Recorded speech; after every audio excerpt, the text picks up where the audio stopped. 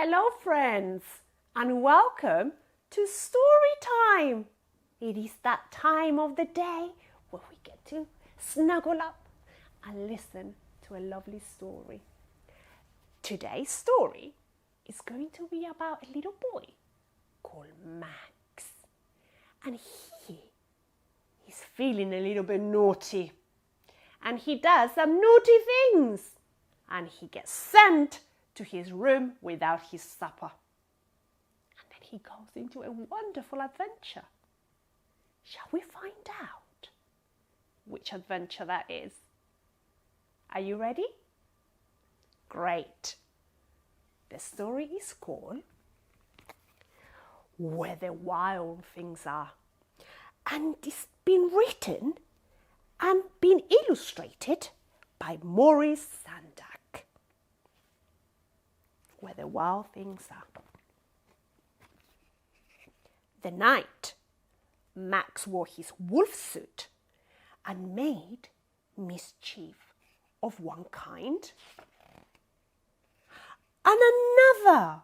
Oh dear, Max, he's chasing the dog. It's not very kind, is it? His mother called him, "Wild thing!" And Max said, "I will eat you up." So he was sent to bed without eating anything. Oh, Max does not look happy. He looks hungry. That very night, in Max's room, a forest grew. Can you imagine a forest growing all around you? How fascinating! How wonderful would that be? And grew. Look, the forest keep on growing. And grew until his ceiling hung with vines and the walls became the world all around him. And an ocean tumbled by with a private boat for Max, and he sailed off through night and day. And in and out of weeks, and almost over a year, to where the wild things are.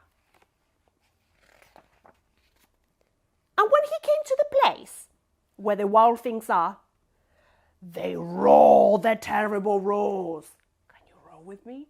Roar! They gnash the terrible teeth and rolled their terrible eyes and showed their terrible claws. Can you show me your claws?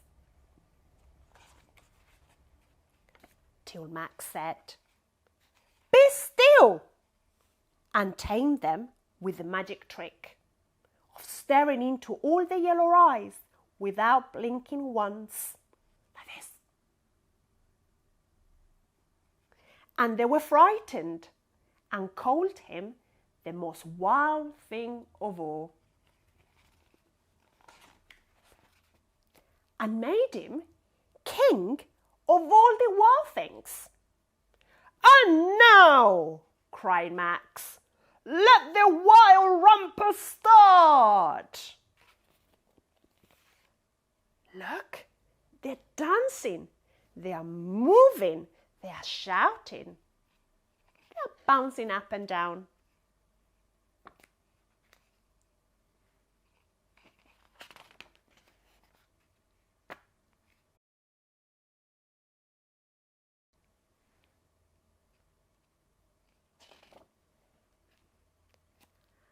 "Now stop," Max said, and sent the wild things off to bed without their supper.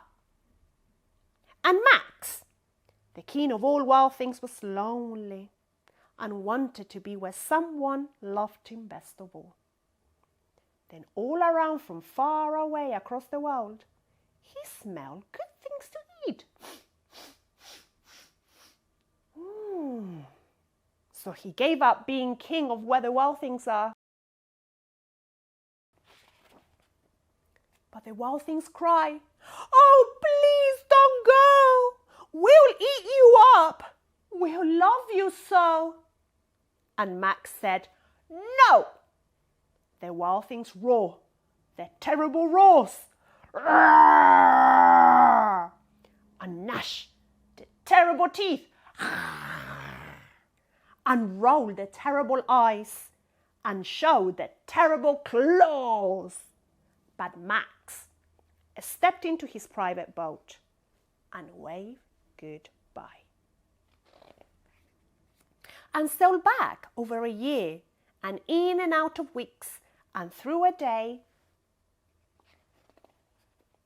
and into the night of his very own room, where he found his supper waiting for him. And it was still hot.